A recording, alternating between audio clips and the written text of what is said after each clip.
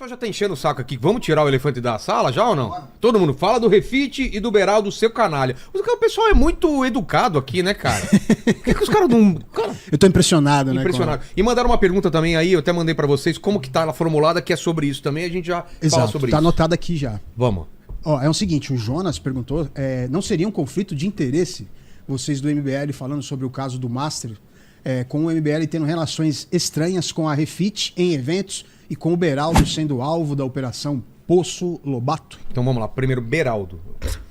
Eu gosto da parte que é um conflito de interesse, porque não tem nada a ver uma coisa com outra. Mesmo que a gente tivesse a ver com alguma coisa, um assunto, por enquanto, não tem nada a ver com o outro, por enquanto. Tá? Mas dito isso, a gente não tem absolutamente nada a ver com isso.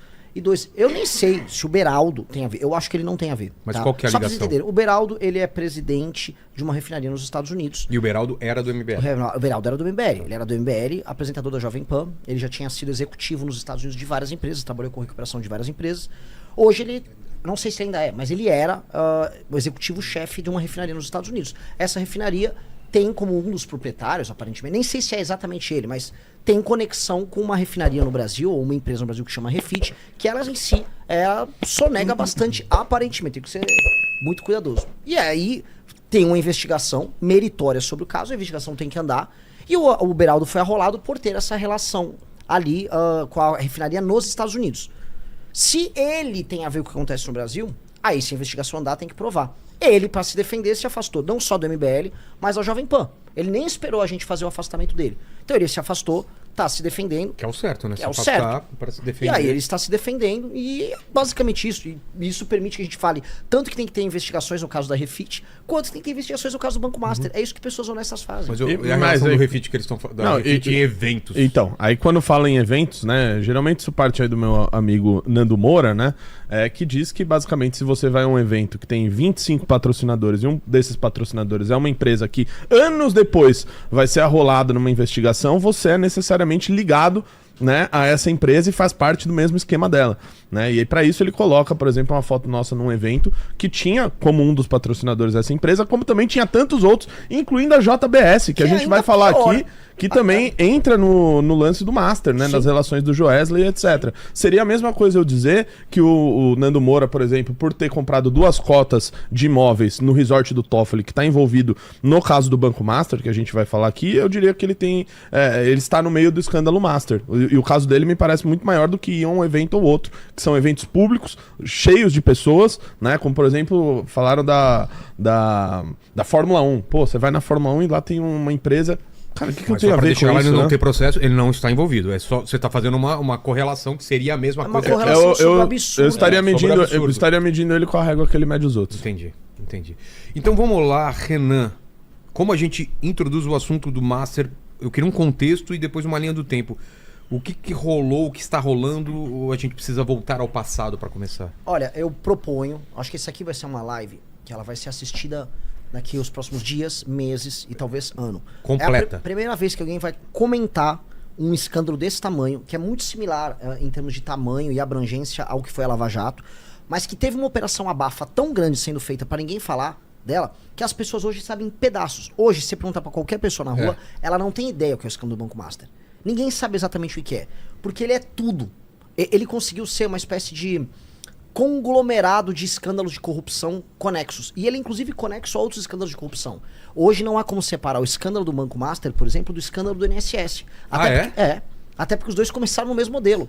Ele envolve governo Lula, ele envolve PT, ele envolve bolsonarismo, ele envolve gente que está no governo de São Paulo, tem que começar a ser cuidadoso aqui, envolve ex-presidente do Banco Central, envolve presidente do Banco Central, envolve mercado financeiro praticamente inteiro no Brasil, envolve praticamente todos os bancos, envolve governadores no plural, envolve prefeitos, juízes, ministros do STF, ministros do STJ. Portanto, do ponto de vista político, o maior escândalo de corrupção da história do Brasil. Eu acho que isso é desde a Lava Jato. Não, da história. Maior que a Lava Jato? Desde a chegada dos Portuga aqui. Esse aqui, parabéns os envolvidos. Eles... E não é à toa, né? A vida tem dessas coincidências. O pedido de registro do Banco Master, ele ocorreu um dia depois do fim da Lava Jato. Ou seja, um dia depois do fim da Lava Jato, do qual o Bolsonaro se orgulha de ter enterrado e acabado com a Lava Jato, surge já o Banco Master, né? Isso sem contar da vida pretérita do Banco Master, né? Do Banco Máxima, dos investimentos do Vorcar, da Igreja Lagoinha, enfim, são muitas coisas. É bom a gente seguir a linha do tempo que o Renan vai traçar aqui pra gente não se perder e não deixar nenhuma história acabar engolindo a outra, porque dá pra falar disso por horas. Entra até igreja evangélica. Igrejas. Mas em especial a igreja que mais cresce no Brasil evangélica, que é a Igreja Lagoinha, do André Valadão. Tá. Inclusive, só pra falar, nós fomos os primeiros no nosso campo. Nós fomos os primeiros, acho que na internet, a fazer vídeos grandes explicando o vínculo com a Lagoinha. Nós fomos os primeiros, no caso, eu posso trazer pra mim. Eu fui o primeiro a falar e trazer luz ao Fabiano Zettel, que é um dos maiores, vou colocar aqui de maneira clara, compradores de consciência desse país. Tá? Cara, e operador desse Gostei muito desse eufemismo. Comprador de consciência é maravilhoso. Cara. Um dos grandes compradores de consciência da história desse país. Pastor da Igreja Lagoinha. Promotor de festas. Aquele bombadão? Aquele bombadão. Promotor Coloca a foto dele pro pessoal ver. Não, assim, se puder alguém botar a foto, imagine que esse cara, ele é um investidor de venture capital. Olha só, um investidor de venture capital. Explica o que é venture capital. Você investe em empresas que estão crescendo, é uma atividade de risco. Então você se torna. O seu investimento é se tornar acionista de empresas menores, que podem ser, vamos dizer, startups que têm grandes possibilidades de crescimento. Então é uma atividade de muito risco. A maior parte das vezes que você investe, as empresas não dão certo, mas quando dá certo, dá muito certo. Estou explicando assim de maneira muito simples. Então eles entram, vamos dizer, em investimentos com grandes promessas de crescimento. Muitas delas falham, outras dão certo. Ele é um investidor de venture capital. Ele é pastor da Igreja Lagoinha. Ele era pastor da Igreja Bola de Neve.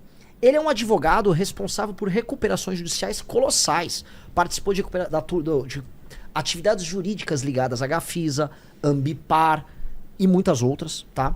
Ele também é o cunhado do Daniel Porcaro. E ele tem... Que é casada com a Natália, que também é pastora da Lagoinha. E veja só que incrível, a esposa dele, que é a irmã do Daniel Porcaro, vem ser também pastora da Igreja Lagoinha, tá? Então, é uma rede de conexão bem ampla. Bem ampla.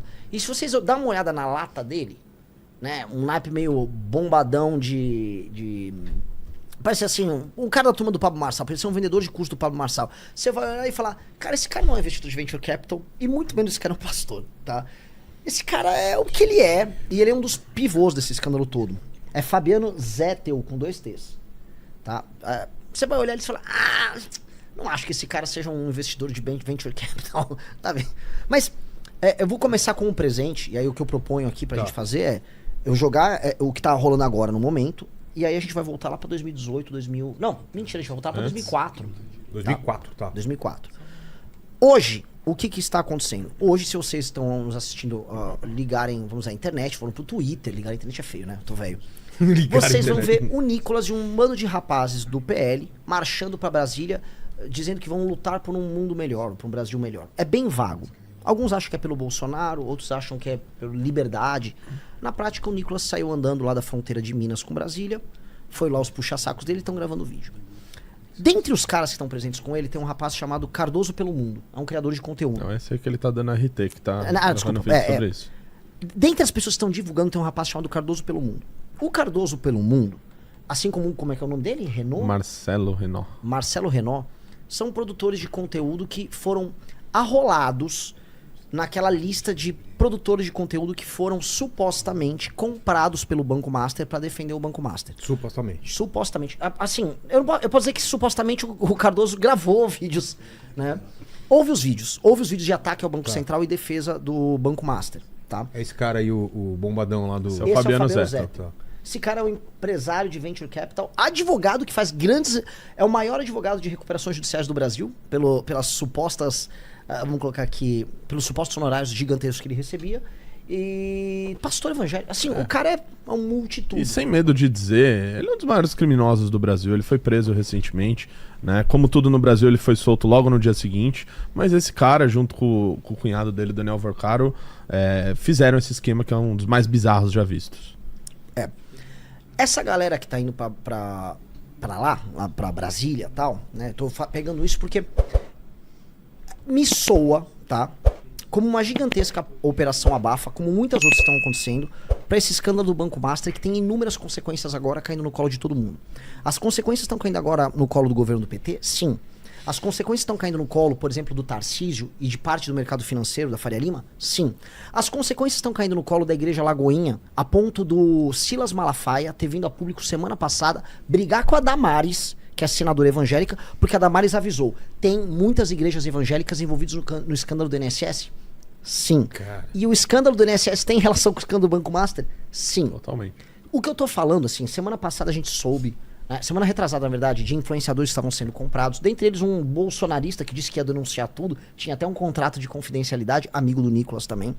Mas o que nos parece, tá, é que não interessa a ninguém da política, nem do judiciário, nem do mercado financeiro, que se revele as entranhas do que aconteceu. Porque Muita gente grande envolvida. é todo mundo que importa É o- na política brasileira, tirando a gente, e, sei lá, Epstein do Brasil. é meio que um caso Epstein brasileiro. E todo mundo quer fazer sua parte pra esse escândalo desaparecer.